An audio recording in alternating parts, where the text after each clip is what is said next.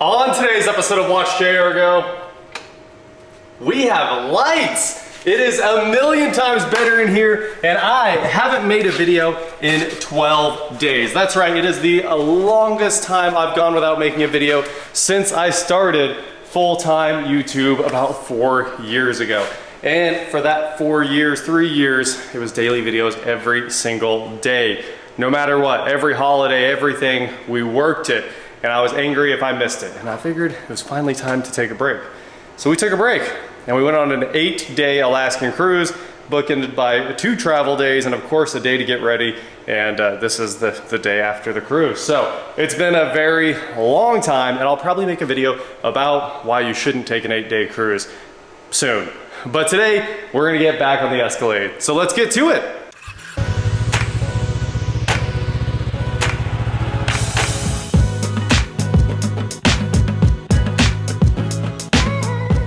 What is going on, guys? I'm WatchJRGo, and today, like I said, we're back with my 2011 Cadillac Escalade that's getting a new engine.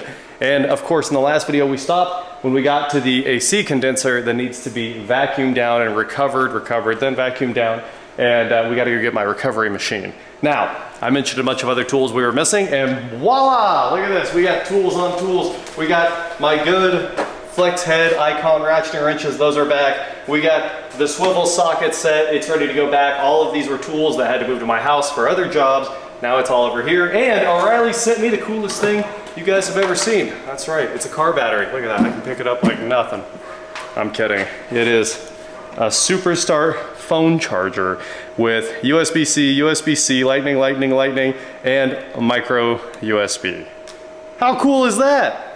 Anyway, shout out to those guys for this really cool battery. It even shows the charging status right there. We're gonna put this on the counter, so if we need to charge our phones, you can set them right on top of the battery. Get it? A battery that charges your battery. All right, y'all get it. That's it, we got some tools over here. Let's go get one more very important tool and get busy on this Escalade. It's time.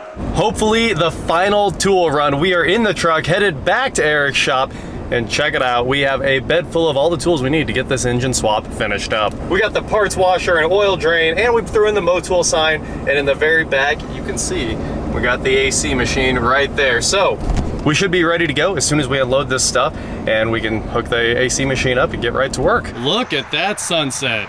That is absolutely beautiful. Anyway, back inside in the bright zone here, we got the AC machine powered up, all the tools put away where we need them, and it's time to hook this thing up to the Escalade, outside Tahoe there, and have some fun. So I pulled the caps off of the dryer and all the lines there. All we gotta do is put these 2 guys on here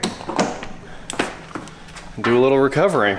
Also, we had a huge bonfire today, which ended up taking quite a bit of time, but it needed to be done. We helped the neighbors around here cut all their trees down, put them all on the burn pile, and we had to have the mega bonfire. It was insane for about 5 minutes, and then it was all over. Those evergreen trees burn really, really fast. All right, back to the AC, let's go. There's 1, and there's 2.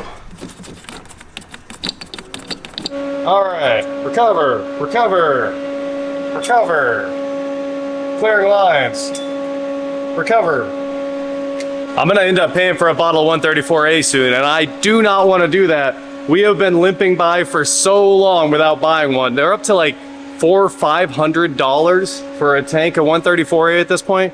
It is outrageous out there. Sure, it'll charge a ton of cars, but I don't charge that many cars. We're getting it all out of there though, and as soon as that's done, I'm ready to start pulling bolts and getting the condenser out of here, unhook the water pump, pull off a few more things, and we'll start on the intake right after this as well. Recovery complete. We got almost 3 pounds out of this system.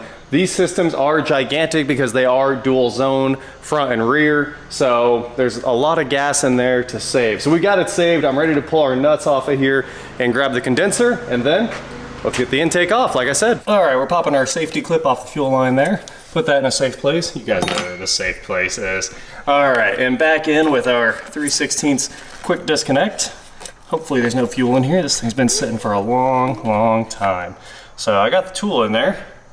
You can see that, but unfortunately the line does not want to come off. There's a lot of pressure on that line. Finally got it loose, and that fuel stinks. It has been in there for a long time. Anyway, you can see everything's wet because it all drained down. And now I'm ready to pull a manifold and pull these bolts. And that was something we were stuck on before. So those will be out in a second, and we'll be on to pulling off this whole thing. Buy us some space. You guys know the drill. A whole lot of 8's got to come out to make this magic happen. There's 1. And 2. And 3. Oh, it's getting tight. And 4. And 5. Uh-oh. We're already out of luck. We can't fit back to that one. So this is why we went and got the swivel sockets, because it gets really hard as you move towards the back. And we've got about 6 left to pull. Here comes the fun part. Did we make it? We got a lot of stuff to get out of the way here. We're gonna have to sneak this under the wiring harness, but if we made it, oh man, it's not coming up. What's going on? I thought I had everything. Pull hard. Oh man. Ugh. Pull really hard. That thing was absolutely stuck. All right, we're making progress. There's one more line. Breather to the valve cover here. Ah, there's that one. All right, nothing should be left here. Let's rock and roll.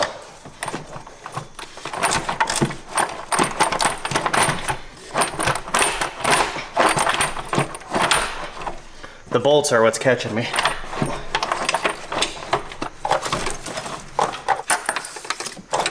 This should be easier now. Let's go. A lot of trash coming off of here. Oh, I see. That wire's hooked. Come on. Is this it? Is this the end of the intake? Finally. Ah. They should not take this long. This is always crazy when it takes more than 10 minutes. And of course, the final piece, the brake booster here. Ooh, almost lost that one in the engine. We had some rats in here, that's for sure. Well, that's it. The intake is finally out. I don't know why it was so much work, but this time it was more work than they normally are. I'm glad the oil pressure senders don't fail on these like the old ones used to, because that would be a mess. You could definitely not do this one without pulling the intake. So I'm gonna pull the safety now, get our sensor unclipped. There we go. Pull off our little oil spider there for the DOD. I'd say she's basically completely unhooked. I think there's maybe one connector left. I'm just about to, having all the wiring off the engine, and all we gotta do is pull bell housing bolts and motor mounts. I know we all talk about how easy this is, but sometimes it's an absolute bear to get to the easy part. And then of course you find the rat's nest where luckily it looks like they just ate all the insulation off the bottom of the intake. It's supposed to keep it quiet, so that's no big deal. The wires all look intact. Well, it turns out my smart washer quit working. And I knew it was the heating element because it wasn't getting warm, obviously. It takes like 30 minutes, the fluid gets warm, and that's what activates the microbes that clean your parts, because this is a citrus microbe-based cleaning system. And you can put it all over your hands. It's basically completely safe. Anyway, we popped the cover open on the inside thinking, well, you know, what's going on with the heating element? We wanted to visually inspect it.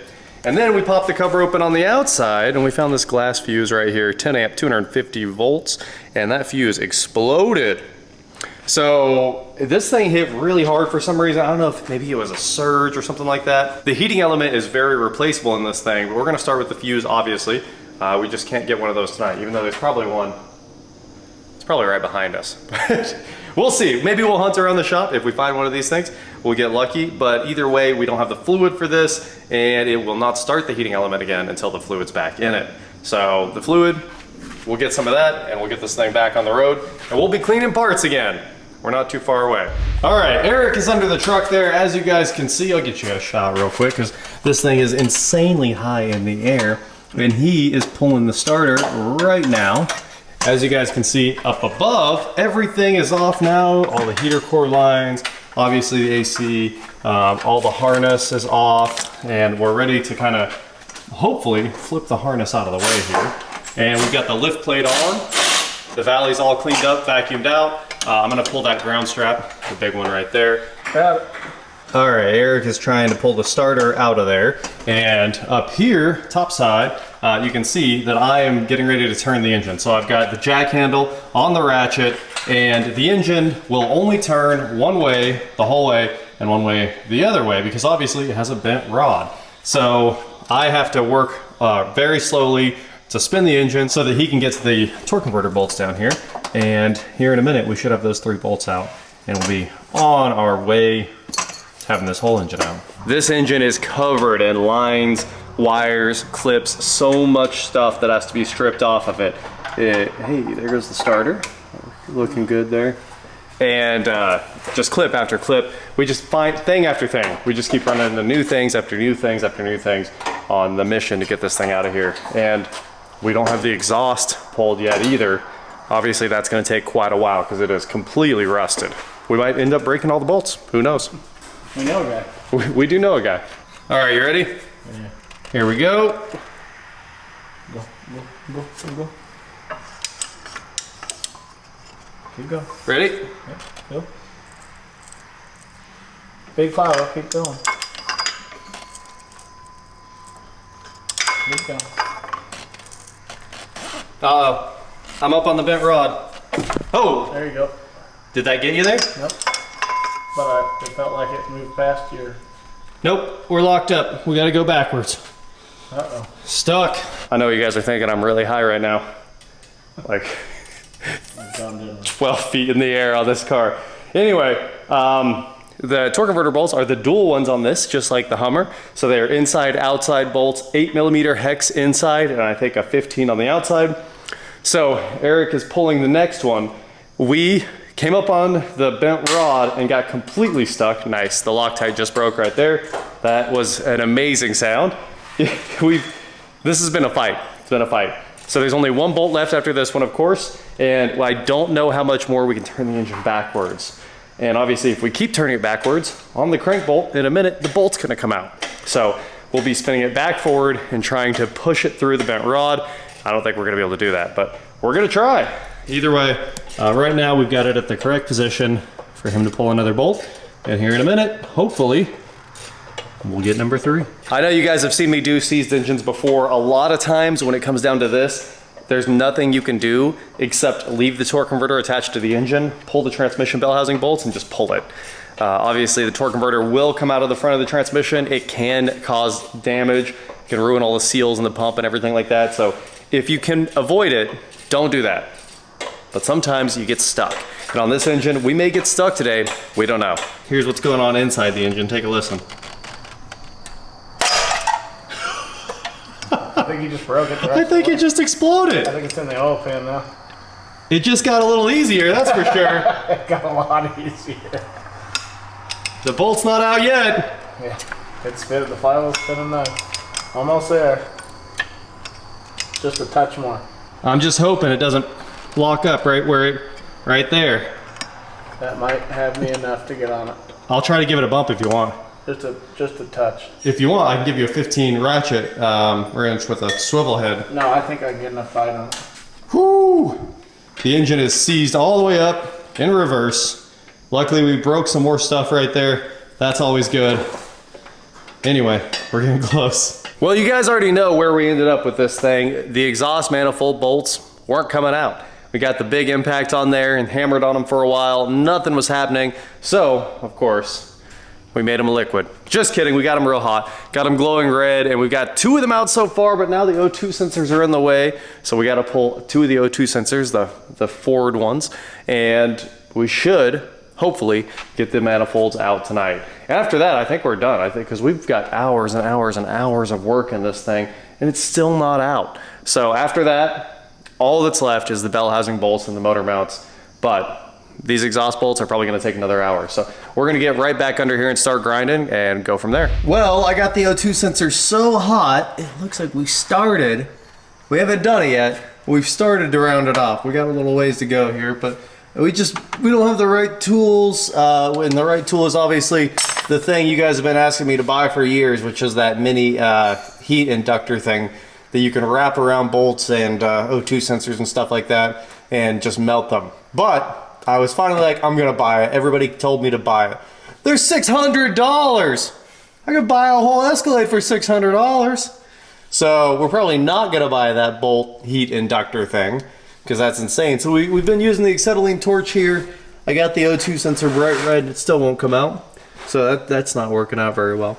And obviously we got 2 of the bolts off of the exhaust manifold now. So we're gonna get, I think, the 2 off the other side, and we gotta quit for the night.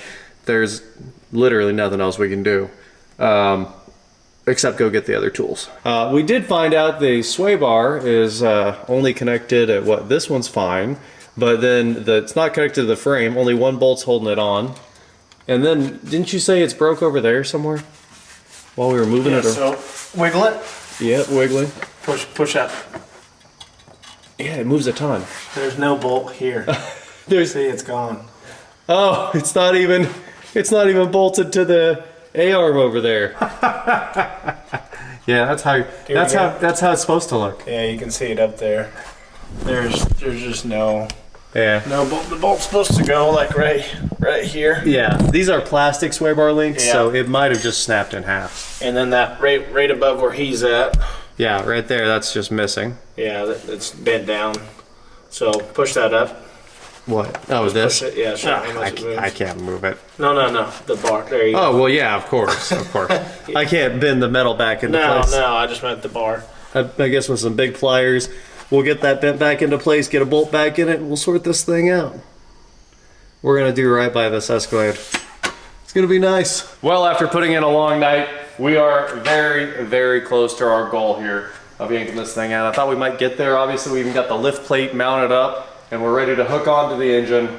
Some of the bell housing bolts are out, and really we're down to just the exhaust manifolds and the engine mounts. Then obviously, that's what, 10 bolts total? Anyway, you guys get to see what it's like to work with an engine that's completely locked up. That's really what this series is about. It's really fun to move these engines back and forth just a little bit until you run into the bent rod or whatever's causing the engine to seize up. But we got that one, we got the important part done. That was really, it took probably an hour just to get those 3 bolts out, cranking that back and forth and working, you know, changing tools, all the fun stuff we had to do to get them out. So just about there. That is it for today, guys. Thank you so much for watching. Don't forget to head on over to shop, WatchJRGo.com for cool shirts just like this.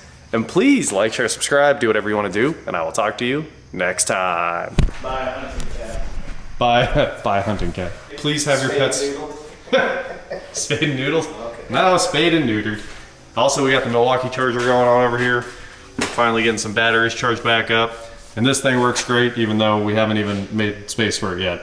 Charges phones.